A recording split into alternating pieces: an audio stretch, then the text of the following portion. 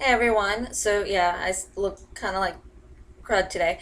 I actually went and worked out, and then I was feeling cold, so I took a hot shower and put on my comfy sweater. So, eh.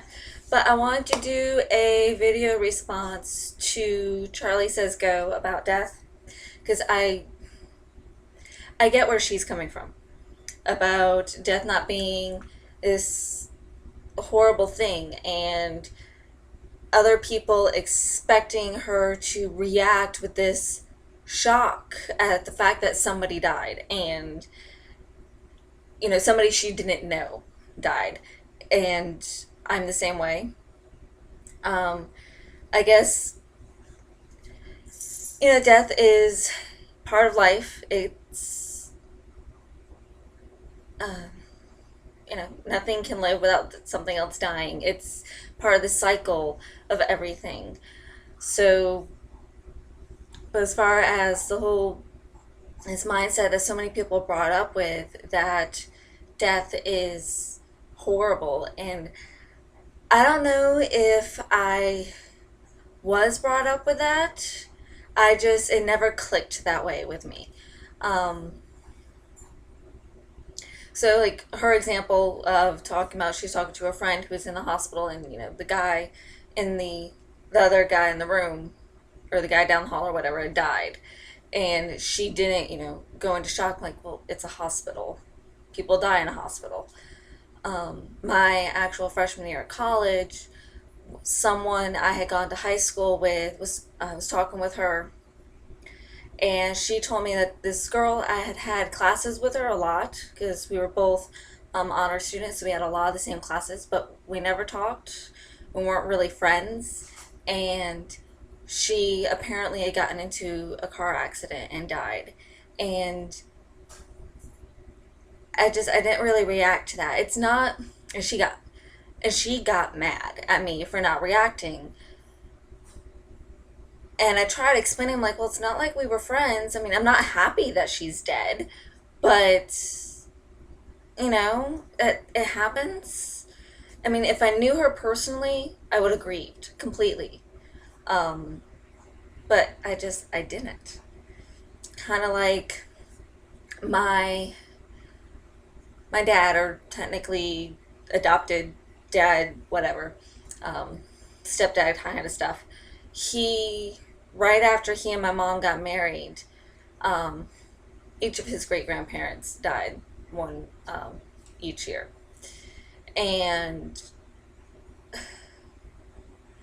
I couldn't, at the time, I was too young to grieve for other people's loss, for his loss, for his parents' loss. I couldn't, I was, like 12, 13, and was it 12?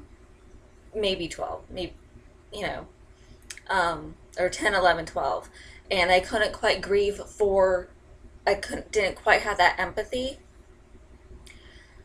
But, and then I couldn't grieve for them because I didn't know them yet. Um, my parents had only known each other for like 6 months before they got married. So I didn't really know his side of the family that well yet. It takes time to develop those relationships. But I did grieve for what I didn't have. I grieved for the fact that didn't have the chance to get to know them. Although years later, when his mother died, my Mimi, that was hard. Again, I didn't grieve about the fact that she was dead. It was more, it was the fact that she was gone from me. She's dead. I get it. Not in, she's not in pain. She's in a good place for her. So, in a way, happy for her. But, sorry, my hair is doing really weird. I know it's wet, but still, the whole loopy thing.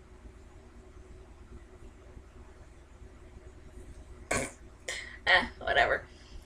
So, after, so, yeah, I was grieving, and I went through all, grief, and it was hard for a long time. Um, but she is, her soul is where it needs to be. And one thing that I found great comfort in, and I tried telling my mom at the time, and she didn't understand it, because when my grandmother died, she had had a really bad accident, and then had gotten this really bad infection and at the hospital, and so she wasn't looking her best. And of course, at the funeral home, they tried to try to clean her up, make her, look lifelike, which I really don't. I think that's the most ridiculous idea there is, because the most comforting thing for me, I mean, granted, the grief was still hard, but the thing that comforted me the most was when, after the funeral, because I don't remember if the funeral itself was open casket, but I know I didn't go look at her there. Um, but at the grave site, that was open casket, and I went and looked at her, and I looked at her, or I looked at it rather, and her body, and I realized it wasn't my grandmother. It wasn't my Mimi. Um, I have yet to actually go to her gravesite since then, because to me, she isn't there. If I want to visit her and talk with her, I I actually, since I just moved, I haven't set it up, but I do plan on setting up like a little ancestor altar and invite her to come here, because she's not in that body anymore. Um, when I made this realization, I told my mom, I said, "That's not her." And she goes, "Yeah, it's her." I mean, I'm like, "No, no, it's her body, but it's not her. She's not there. She's somewhere else." Um, so when I talk about my grandmother a lot, things that she did, I use past tense, but when I talk about what kind of person she is, um, what kind, or my feelings towards her, I always use the present tense, because to me, that part of her still exists. It's not here in the physical realm. I know that. I know I can't go give her a hug. I know we're not going to go shopping together. Well, her, but you know what I mean. We're not going to, she's not going to go be picking out clothes and handing me stuff to go shopping, anything like that. But her spirit's still there. And actually, um, I've felt it pretty often. So when my husband and I were having a little bit of a hard time, we were fighting for a couple months, and she did not like it, and she came to visit. And she was making her it quite known that she was there for me and that she was pissed off at him. But I know I don't mean I could see her, feel her there. It's her spirit. And, maybe it sounds a little crazy that every so often I see fairies, or that I can see or feel my loved ones that have died. Um, but you know what? It makes me feel good. It comforts me. So, back to death. Like I said, I grieve for those um, that I know personally. And I grieved during 9/11. That hit me hard. Not because these people died, but because of how these people died and how many people were impacted or affected by it. Um, directly affected by it. Plus, it affected all of us. I mean, first time I saw a plane after 9/11, it's my heart, my heart was beating fast, because there were no planes for such a long time. I mean, you didn't see a plane. But, so yeah, I grieve for people I know. I've gained empathy for people who lose someone.